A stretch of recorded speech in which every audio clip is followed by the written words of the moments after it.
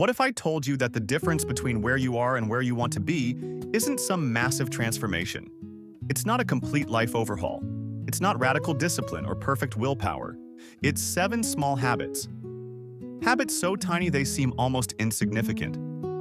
Habits that take less than 5 minutes each. But when you stack them together, when you do them consistently, they create results that feel almost unfair. Because here's the truth. Big changes don't come from big actions. They come from small actions repeated over time. And most people never figure this out. They're always chasing the next big thing, the next program, the next breakthrough. But the people who actually transform their lives, they focus on the small things, the boring things, the things that don't look impressive but compound into something extraordinary. Today, I'm going to show you 7 of those habits. Simple, practical, powerful. Let's get started. The first habit is called the 2-minute rule, and it's the easiest way to build any habit you want. Here's how it works. When you're trying to start a new habit, you make it so small, so easy, that it takes less than 2 minutes to do. Want to start reading? Don't commit to reading for an hour. Read 1 page, just 1. Want to start meditating? Don't sit for 20 minutes. Sit for 2 breaths. That's it. Want to start working out? Don't plan a full gym session. Do 1 push-up, literally 1. This sounds ridiculous, right? What's the point of 1 push-up? What's the point of 1 page? But here's what happens.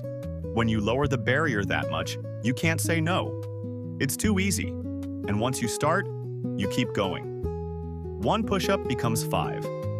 1 page becomes 10. 2 breaths become 5 minutes. But even if you stop at 1, you've won, because you showed up. You kept the promise to yourself. And that's what builds identity. You're not trying to get results on day 1. You're trying to become the type of person who shows up. And once that identity locks in, the results follow naturally. Most people fail at habits because they start too big. They commit to the gym for an hour every day. And by day 3, they're exhausted. They skip 1 day, then 2, then they quit. But if your habit is so small you can't fail, you build momentum, and momentum is everything. So pick 1 habit you want to build, and shrink it down to 2 minutes. Make it so easy it feels almost silly. Then do it every day for a week. That's how habits stick. Not through motivation, through simplicity. The second habit isn't something you do. It's something you design. Your environment. Because here's the truth. You don't rise to the level of your goals. You fall to the level of your systems, and your environment is the most powerful system you have. If healthy food is in your fridge, you'll eat healthy. If junk food is there, you'll eat junk. If your phone is on your nightstand, you'll scroll before bed. If it's in another room, you won't. It's not about willpower. It's about removing friction from good habits and adding friction to bad ones. Top performers don't rely on discipline. They design their space so the right choice is the easiest choice. Here's how to apply this. For good habits, make them obvious. Want to drink more water? Put a full glass on your desk in the morning. Want to read more? Put the book on your pillow. You can't miss it. For bad habits, make them invisible. Want to stop snacking? Don't buy the snacks. Want to stop scrolling? Delete the apps. Or put your phone in a drawer. The goal is to design a space where good behavior is automatic and bad behavior requires effort. Most people try to fight their environment with willpower. And they lose. Every time. Because willpower is limited. But a well-designed environment works 24/7, even when you're tired, even when you're stressed. So look around your space right now. What's making good habits hard? What's making bad habits easy? Change that. And watch how much easier everything becomes. The third habit is a 5-minute journal. Not an hour of deep reflection, not pages of writing. Just 5 minutes. 2 questions in the morning. 2 questions at night. Here's why this works. Most people live their entire lives on autopilot. They react to whatever happens, they don't pause, they don't reflect, they don't learn from their days. But top performers are different. They extract lessons from every experience, and journaling is how they do it. In the morning, You ask yourself 2 questions. 1. What's the most important thing I need to do today? Not 10 things. 1 thing. The thing that, if you do nothing else, you'll still feel like today was a success. 2. How do I want to feel today? Because how you want to feel determines how you act. If you want to feel calm, you move slowly. If you want to feel energized, you move with intention. At night, before bed, 2 more questions. 1. What went well today? This trains your brain to notice the good. Even on hard days, there's always something. 2. What could I improve? Not to beat yourself up, but to learn, to grow, to get 1% better tomorrow. That's it. 5 minutes total, 2 in the morning, 3 at night. But here's what happens over time. You start seeing patterns. You notice what actually moves the needle and what's just noise.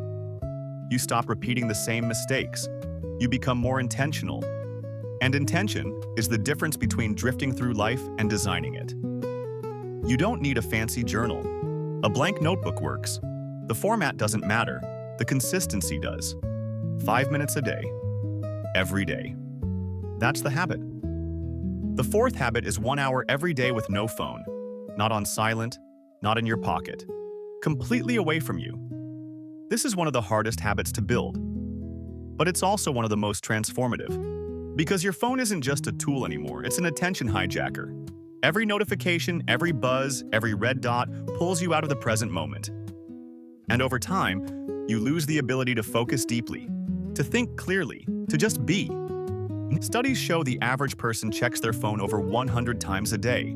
That's 100 interruptions. 100 moments where your attention fractures. And every time you get interrupted, it takes your brain about 23 minutes to fully refocus. Which means if you're checking your phone every 15 minutes, you're never actually focused. But when you create 1 phone-free hour, something shifts. Your mind settles. Your thoughts deepen. You reconnect with yourself.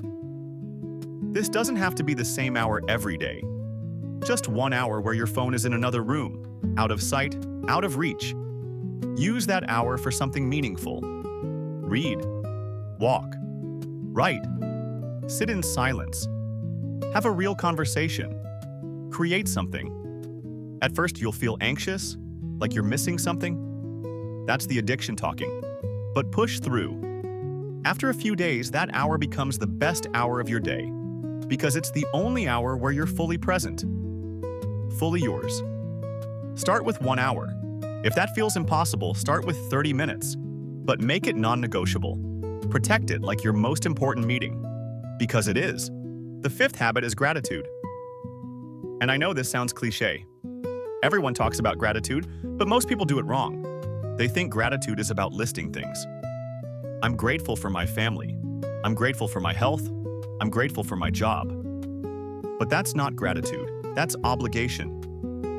Real gratitude is specific. It's sensory. It's felt. Here's how top performers do it.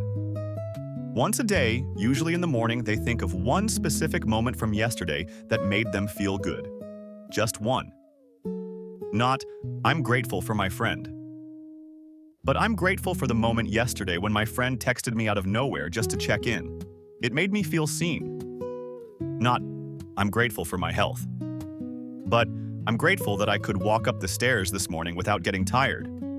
My body is strong. The specificity matters, because when you recall a specific moment, you relive it. You feel it again. And that feeling rewires your brain to notice more good moments throughout the day. This isn't toxic positivity. You're not ignoring the hard stuff. You're training your brain to see the full picture. Because negativity bias is real. Your brain is wired to focus on threats, on problems, on what's wrong. Gratitude is the counterbalance. It's how you remember that even on hard days, there's always something worth noticing. 1 moment, 1 specific thing, every day.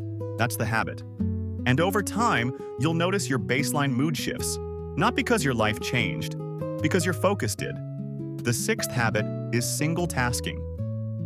And it's the opposite of what most people do. We live in a culture that glorifies multitasking. Checking email while on a call, eating lunch while scrolling, watching TV while working. But here's the truth. Multitasking doesn't exist. Your brain can only focus on one thing at a time. When you think you're multitasking, you're actually task switching. And every switch costs you time, energy, and quality. Studies show that multitasking reduces productivity by 40%, and it increases mistakes by over 50%. But single tasking? That's where mastery lives. Here's the rule. One thing at a time, fully, completely, until it's done or until your time is up. If you're eating, just eat. Taste the food. Notice the texture. Be present.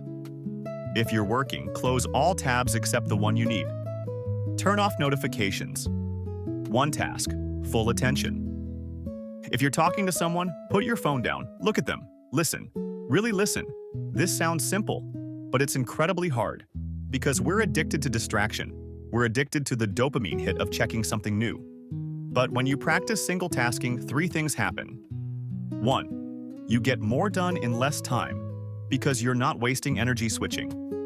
2. Your work quality improves because you're fully present.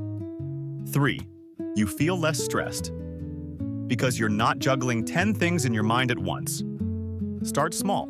Pick one activity today and do it with full attention. No distractions, no switching, just that one thing. Then do it again tomorrow and the next day until single tasking becomes your default. The 7th and final habit is the evening shutdown. And it's how you end your day with intention instead of collapse. Most people don't end their day. They just stop. They work until they're exhausted. Then they scroll until they fall asleep. And they wonder why they wake up tired. But top performers have a ritual, a clear signal that says, "Work is done. Now I rest." Here's the simple version. 30 minutes before bed, you do 3 things. 1. Close all loops. Write down anything unfinished on your to-do list for tomorrow. Get it out of your head. Your brain doesn't need to hold it anymore. 2. Prepare for tomorrow. Lay out your clothes. Set up your coffee. Pack your bag. Make one decision tonight so you don't waste mental energy tomorrow morning. 3. Signal rest. Dim the lights. No screens. Read for 10 minutes. Stretch. Breathe. Whatever tells your body, we're safe now. We can relax. This ritual isn't about being productive. It's about protecting your recovery. Because your evening determines your morning, and your morning determines your day. When you shut down properly, you sleep better. You wake up clearer. You start the next day from a place of calm instead of chaos. And over time, this becomes automatic. Your brain learns. This is the transition. Work is over. Rest begins. And sleep comes easier. 30 minutes, 3 steps, every night. That's the habit. So let's recap. 7 small habits that create massive changes. Habit 1, the 2-minute rule. Make your habit so small you can't say no. Habit 2, environment design. Make good choices easy and bad choices hard. Habit 3, the 5-minute journal. 2 questions morning and night. Habit 4, the phone-free hour. 1 hour every day completely unplugged. Habit 5, the gratitude practice. 1 specific moment you're grateful for. Habit 6, the single tasking rule. 1 thing at a time, fully present.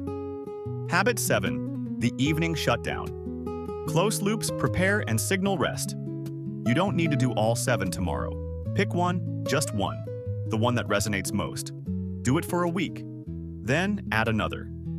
Because transformation doesn't come from doing everything at once. It comes from doing small things consistently. These habits aren't flashy. They won't make you Instagram famous. But they will change your life. Quietly, deeply, permanently. Not because they're magic, but because they compound. Day after day, week after week. Until one day you look back and realize you're not the same person you were 6 months ago. And that's the point. Here's the truth most people don't want to hear. Your life won't change because of one big decision. It'll change because of 1,000 small ones. And these 7 habits, they're your 1,000 small decisions. Made easy, made simple, made sustainable. Most people spend their lives waiting for the perfect moment, the perfect plan, the perfect version of themselves. But you don't need perfect. You just need to start. Pick one habit. Do it tomorrow, then do it again the next day. And watch what happens. If you found value in this, I'd love for you to subscribe. I create videos like this every week, breaking down simple, science-backed strategies to help you build a better life, one small habit at a time. Hit that subscribe button if you want more, and let me know in the comments, which habit are you starting with? Thanks for watching. I'll see you in the next one.